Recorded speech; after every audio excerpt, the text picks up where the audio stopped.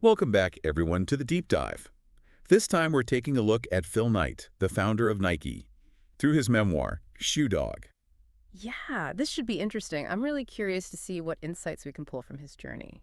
Right off the bat, Knight talks about how growing up in Oregon shaped him, that whole Oregon spirit Oh, thing. yeah, I remember that. He even mentions a teacher who was, obsessed with the Oregon Trail Wow. and how that, instilled this sense of grit and possibility, in those early settlers. That's so interesting because it really shows you how those early influences, even something that seems totally unrelated to business, can really shape someone's mindset. Absolutely. And I mean, you think about it, the Oregon Trail with all those hardships and triumphs, it's almost like a metaphor for Knight's own journey as an entrepreneur. Yeah, definitely. And it's not just the Oregon Trail. Knight was also a runner from a young age. Right. He talks He it. loved that feeling of play when he was running. And he actually saw that as a key to happiness, Hmm. that pure focus and energy you feel right before you win or lose. Makes sense to me. It really suggests that he wasn't just chasing success, he was searching for a way to bring that intensity, that joy, into his everyday life. Yeah, I think you're right. And that play element, that intrinsic motivation, that's often what separates those who just work from those who truly thrive. Totally. And then we get to the moment where the seed of Nike is planted. Knight writes this college paper about importing shoes from Japan. I remember reading about that. And he just becomes totally obsessed with this idea, even though, well, everyone, including his own father, thinks it's completely nuts. It's classic, like truly groundbreaking ideas. They often sound crazy at first, right? I mean, Yeah. think about all the innovations throughout history, all those things that were probably dismissed as impossible or too risky at the beginning. What if Knight had listened to those doubts? Yeah, what if? It's funny you mentioned doubts because even his own mother was warning him about Japan. Oh, yeah. What did she say? She was saying things like, the Japs are out to kill us. No way. They might even gouge out his eyeballs. Oh, my God. It was only a few years after World War II, so Well, yeah, that's a completely different time. totally different context, yeah. It just shows you the power of fear, like how fear can hold us back from pursuing opportunities. Absolutely. Knight's willingness to challenge those fears, those ingrained fears, and venture into the unknown, it's a real testament to his courage, I think. I agree. So after graduation, Knight embarks on this year-long trip around the world. Wow, a He year. goes to Japan, Hong Kong, the Philippines. He even treks through the Himalayas, India, Kenya, all over the place. He really immerses himself in these cultures. It's more than just a gap year, isn't it? It's intentional exploration. He's actively challenging his own assumptions, expanding his worldview, and picking up all this experience that will later shape his business decisions. Exactly. Yeah. And he even picks up some odd jobs along the way, like selling encyclopedias door-to-door in Honolulu, Yeah. and then mutual funds in Hawaii. Those experiences, while seemingly unrelated to building a shoe empire, probably taught him so much about sales, persuasion, understanding what people need. Right, and it reminds us that those unexpected experiences can become those crucial stepping stones in our careers. Totally. Now, during his travels, Knight also develops this interest in Zen Buddhism, Uh-huh. particularly the ideas of, self-discovery, living in the present, and embracing challenges. It's funny because those Zen principles almost foreshadow his approach to business later on. Yeah. That resilience, that focus, even the acceptance of, impermanence. Mm. These are all qualities that are going to serve him really well as he builds Nike. Yeah, and then we get to his first trip to Japan, the one where he lands a deal with Onitsuka Tiger, The company that would later become ASICS. the one and only. Yeah. He talks about navigating this whole new culture, learning business etiquette, and overcoming those language barriers. He even walks into the Onitsuka headquarters feeling like, a big shot, gets offered the seat of honor, and completely forgets his reversed pitch. Oh, no. Really? It's a great example of how important it is to just be adaptable, right? Absolutely. And be comfortable with uncertainty, roll with the punches. He didn't let the pressure get to him. He improvised, followed his intuition, and somehow managed to secure a deal that would ultimately change his life. It reminds us that sometimes the best opportunities come when we're willing to just step outside of our comfort zones and embrace the unexpected. Couldn't agree more. Knight's back in the States now, all fired up from his trip around the world. Yeah. And he officially launches Blue Ribbon Sports. The company that would later become Nike, right? Exactly. And he partners with his old track coach, Bill Bowerman, who is just as obsessed with shoes as he was. That partnership is really interesting when you think about it. You've got Knight, the visionary entrepreneur, and then Bowerman, the technical genius. It's the perfect example of how those complementary skills can build a really strong team. Each brings something unique to the table, and together they're greater than the sum of their parts. Right, so they start small, facing all the usual startup struggles, money problems, production issues, unreliable The suppliers. usual headaches. Yeah, but they persevere, right? They bring in a few key people to help them grow. There's Jeff Johnson, this former rival runner, who actually becomes their first employee. Oh, wow. Knight describes him as this, brilliant, quirky mind with a deep understanding of the running world. That's a smart move, bringing him on. It really highlights how important it is to not just hire for skills, but for cultural fit as well. For sure. Johnson's passion for running, it aligns perfectly with the company's mission, and that shared enthusiasm probably really helped fuel their early success. Yeah. And Knight even brings on his own sister, Jean, to help with the books, although he admits he didn't pay her enough. Classic. It was a real family affair in those early days. It often is with startups, That reliance on close friends and family for support, both emotional and practical, it's a common thread in so many entrepreneurial stories. Totally. They're the ones who believe in you when nobody else does, and they're willing to pitch in however they can. Yeah. But then things take a really interesting turn. Onitsuka, the Japanese company Knight partnered with, tries to completely cut him out of the deal. Oh, wow. It's a major betrayal, and it forces him to make a huge decision. That betrayal, it's a real turning point in the story, isn't it? Yeah. It would have been so easy for Knight to just walk away, lick his wounds and try something else. But instead, it fuels his determination. He's forced to really dig deep and tap into that resilience he learned from that Oregon spirit and his study of Zen philosophy. He doesn't give up. Exactly. It's like the setback becomes a catalyst for something even bigger. And that something bigger is Nike, right? Named after the Greek goddess of victory. What a name. I know, right? But it was a huge gamble, and he went all in. He describes the immense pressure, the financial risks, the intense legal battles that followed. This is where Knight's risk tolerance really shines through. He's not afraid to bet on himself, even when the odds are stacked against him. And that willingness to take calculated risks, to step outside of his comfort zone, that's what sets apart successful entrepreneurs from those who play it safe and never reach their full potential. So they start racking up some early wins. Nike signs endorsement deals with athletes like Steve Prefontaine. Prefontaine, the legendary runner. Yeah, the one known for his rebellious spirit and his, fierce competitiveness. He really embodied the Nike ethos, didn't he? Absolutely. That's a brilliant marketing move, right? Prefontaine's image and persona, it aligns perfectly with Nike's values. Pushing boundaries, challenging the status quo, striving for excellence. Totally. It's like this symbiotic relationship, right? Exactly. The athlete enhances the brand, and the brand amplifies the athlete's story. But even with these early successes, they were still facing tons of challenges. Production issues, financial strain, problems with customs duties, even getting rejected by banks.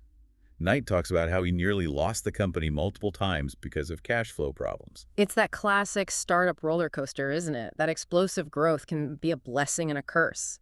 It shows how important it is to have a really solid financial strategy in place, build strong relationships with investors, and be able to adapt quickly to those changing circumstances. Yeah, because it's not enough to have a great product. Right. You have to be able to manage the business side of things effectively as well. And while all of this is going on, Knight falls in love with one of his accounting students, Penny Parks.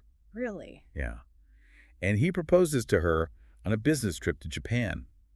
They even end up planning their entire wedding while he's back in the States, battling that Onitsuka lawsuit and trying to keep Nike afloat. Talk about multitasking. It really speaks volumes about Knight's ability to compartmentalize, to not let the pressures of his business consume him entirely. He's still open to love and personal commitments, even in the middle of all this chaos. Yeah, and it's not just him. Penny's willingness to step up and handle all the wedding arrangements while he's dealing with everything else, it demonstrates the kind of unwavering support that's so essential for entrepreneurs. Couldn't agree more. A strong partner can make all the difference. Now that legal fight with Onitsuka just drags on and on. Knight brings on this young, ambitious lawyer named John Bowerman. Not the Bill Bowerman, a different one. A different Bowerman, yeah. And the trial gets pretty wild. There are accusations of corporate espionage, stolen documents, even moments where Knight admits to actions that could be considered, ethically questionable. Wow, that's intense. You know, those legal battles, they're often this messy, behind-the-scenes part of building a successful company. They highlight the importance of things like intellectual property, having a strong legal team, and sometimes the just ruthless nature of competition. Yeah. It's a reminder that business isn't always a gentleman's game, and sometimes you have to fight tooth and nail to protect what you've built. So in the end, Knight wins the case against Onitsuka, which secures Nike's future. Uh-huh. But he admits that the victory feels, sour, like it wasn't completely earned fairly. That's an important insight, though, don't you think? It shows that Knight, despite his ambition and drive, still has this strong moral compass. I see what you mean. He's aware of the compromises he made, the lines he blurred, and he's grappling with those consequences. It adds this whole other layer of complexity to his character. For sure. And it reminds us that success often comes with those shades of gray. It's not always black and white. But there's no time to dwell on those feelings, right? Nike is growing rapidly, and they need to find ways to manage that growth without losing control. Scaling a business, that's when the real challenges come in, right? Totally. They need to find reliable manufacturers, expand their operations, and somehow keep up with this ever-increasing demand for their shoes. It's one thing to have a great idea and a passionate team. It's another thing entirely to build the infrastructure, the systems, the processes needed to handle that kind of exponential growth. Yeah, it's a whole different ballgame. And one of the biggest challenges Knight faces is finding those reliable manufacturers. He starts working with this Japanese trading company called Nisho Iwai, Okay. but then he secretly invests in his own factory in Exeter, New Hampshire, without telling them. Whoa, that's risky. It is, but it also shows Knight's strategic thinking. He's trying to, secure his supply chain, gain more control over production, but also maintain this delicate relationship with a really powerful partner. It's a high-wire act, for sure. It takes a lot of skill to pull that off. And on top of all this, Nike is still facing this major cash crunch. Oh yeah, Knight is constantly borrowing money, pushing his bankers to the limit, always feeling like they're one bad break away from financial ruin. It's this constant source of stress. That financial pressure is something that a lot of entrepreneurs can relate to. It's just the reality of building a business from scratch. Right. You're always juggling resources, making tough decisions, and often operating on a shoestring budget. Knight's ability to manage that stress, to find creative solutions, it's a real testament to his resilience. And he even admits that this relentless pursuit of growth, it took a toll on his personal life. Oh, yeah, I remember reading about that. He talks about the guilt he felt for neglecting his sons at times and the strain it put on his marriage. It's a reminder that success often comes with sacrifices, Yeah. It's so important to find that balance between work and life. Knight's story is almost a cautionary tale, reminding us that even the most driven entrepreneurs need to prioritize their personal relationships and their own well-being. It's all about balance. But amidst all this chaos, Nike continues to innovate. They developed the iconic waffle sole. The waffle sole. Yeah, and it was inspired by Bill Bowerman experimenting with his wife's waffle iron. No way, really. That's amazing. That story perfectly captures Bowerman's genius, his willingness to think outside the box. It shows how important it is to embrace experimentation, to find inspiration in the most unexpected places, and to not be afraid to try those unconventional approaches. Yeah, sometimes the best ideas come from the most unlikely sources. Really? So the waffle sole becomes a game changer for Nike, solidifying their position as a leader in the athletic shoe industry. But as the company grows, Knight faces this new challenge, learning to delegate. Ah, that's a transition that a lot of founders struggle with, right? Anytime. They're so used to being in control, making every decision. But as a company grows, it just becomes impossible to micromanage everything. You have to learn to trust your team, empower others, and let go of some of that control. But Knight doesn't embrace this change easily. He's known for his, infrequent communication, his tendency to avoid direct confrontation, and his reliance on handwritten notes and memos. It's an unconventional leadership style, to say the least. But that's what makes his story so fascinating, right? He's not following a playbook. He's doing things his own way, and it's clearly working. It just goes to show that it's so important to find a leadership style that's authentic to you, even if it goes against all the conventional wisdom. Yeah, do your own thing. Yeah. And Knight managed to build a really unique team. They even had nicknames for each other. Oh, like what? Well, there's Woodle, the paralyzed guy who brought order to all the chaos. Oh, wow. Johnson, the chain-smoking guy with a brilliant marketing mind. And Hayes, the doomsday accountant, always predicting the worst. It sounds like a fun group. I know, right? That sense of humor, that camaraderie, it was probably essential to navigating the intense pressure they were under. Totally. It's a reminder that even in the midst of all the challenges, it's important to find those moments of levity, those connections. Exactly. And they had these legendary meetings. They called them butt-face meetings. Butt face meetings. Yeah, these intense weekend-long sessions filled with brainstorming, arguing, and apparently lots of drinking. Sounds intense. But, they probably served as this crucial pressure valve for the team. Right. They could let their guard down, be honest with each other, and really hash things out in a way that wouldn't be possible in a more formal setting. Yeah, it's during one of these butt-face meetings that they decide to take Nike public. Wow, big decision. Huge. And Knight's hesitant at first. He doesn't want to lose control, doesn't want to answer to shareholders. Understandable. Going public is a massive decision for any company. It brings in much-needed capital for growth, but it also means a loss of privacy and increased scrutiny. Knight's reluctance, it reminds us that even the most successful entrepreneurs, they value their autonomy and that freedom to make decisions without outside interference. They like to be their own boss. Which- But as Nike keeps growing, Knight realizes that going public is the only way to fuel those ambitious expansion plans. It's a strategic decision that's going to transform Nike forever. They're moving from a scrappy startup to a major player on the global stage. And Knight, this unconventional entrepreneur, is about to become a Wall Street CEO. So Nike goes public, right? Yeah. They raise millions of dollars, and Phil Knight becomes incredibly wealthy. But this whole transition from scrappy entrepreneur to, corporate CEO, it wasn't exactly smooth sailing. Yeah, it rarely is. It's such a huge shift in mindset. I mean, Knight was used to calling all the shots, making decisions based on gut feeling, operating in this kind of controlled chaos. And suddenly he's got Wall Street breathing down his neck, shareholders to answer to, Right. and this pressure to keep up that incredible growth, but also somehow preserve the soul of the company he built from scratch. It's like a balancing act. Mm. He actually describes it as feeling like he's wearing a straitjacket. Mhm. He missed those wild, freewheeling early days when they were just a bunch of misfits chasing this crazy idea. It's the classic founder's dilemma. How do you stay true to your roots while adapting to the demands of a much bigger, more complex organization? Yeah, how do you keep that fire burning? Right. Exactly. How do you maintain that entrepreneurial spirit when you're no longer the underdog, the one fighting for survival? He had to find a new way to hustle. And the IPO process itself sounds pretty intense.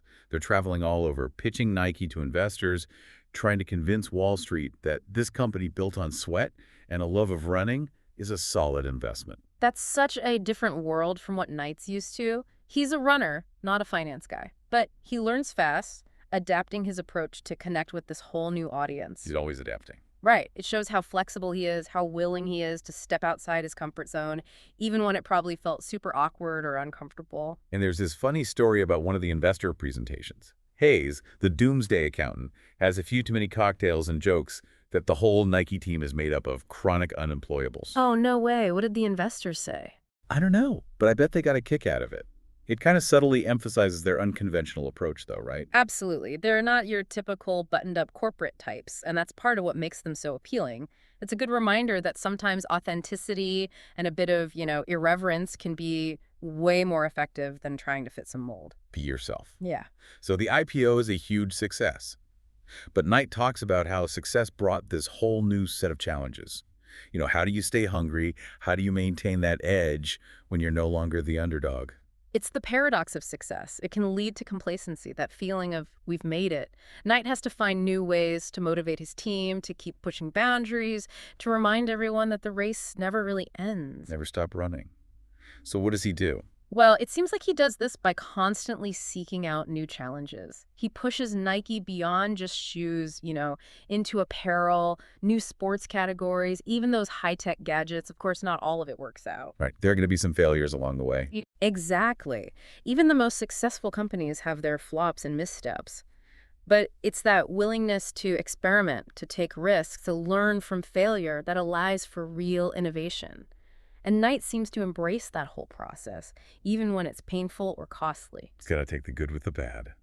He's also pretty open about the personal cost of his ambition. Yeah. He talks about the guilt he felt for neglecting his sons sometimes, the strain his drive put on his marriage. It's a good reminder that success isn't always a straight line, and it often comes with sacrifices. Knight's story is a cautionary tale about the importance of balance, even when you're driven by this powerful vision. Work-life balance. It's a question every entrepreneur has to wrestle with at some point. What are you willing to sacrifice? And what are the non-negotiables in your life? It's about priorities. And then, of course, there's the loss of his close friend and partner, Bill Bowerman. He was clearly hit hard by that. It highlights the human side of building a business. It's not all about numbers and deals. It's about the relationships you build along the way, the people who share your journey. And sometimes those relationships become even more important than the business itself. For sure. So, as Knight starts stepping back from the day-to-day of running Nike, he shifts his focus to philanthropy, supporting education, healthcare, environment causes. That's a pretty natural progression for a lot of successful entrepreneurs. They reach a point where they want to give back, make a difference beyond the business world, and their philanthropic work often reflects the values and passions that drove their entrepreneurial success. It comes full circle. And at the end of Shoe Dog, Knight offers some advice for anyone chasing a dream. Oh, I like this part. Yeah, he says to embrace those crazy ideas, never give up, and find joy in that messy, unpredictable process of creating something meaningful. It's a message that goes way beyond just the business world, don't you think? It's about the power of belief, resilience, and the courage to pursue your passions even when others doubt you. Yeah, it's inspiring stuff. So what do you think is the biggest takeaway here? What can we learn from Phil Knight's journey? I think it's a powerful reminder that success is rarely a straight line. It's about embracing those challenges, learning from setbacks, and finding the joy in the journey itself. And Knight's story really shows that even the most crazy ideas can become reality with a combination of vision, grit, and yeah, maybe a little bit of luck along the way. That's a great point to end on. Thanks for joining us for this deep dive into Shoe Dog. We'll catch you next time on The Deep Dive.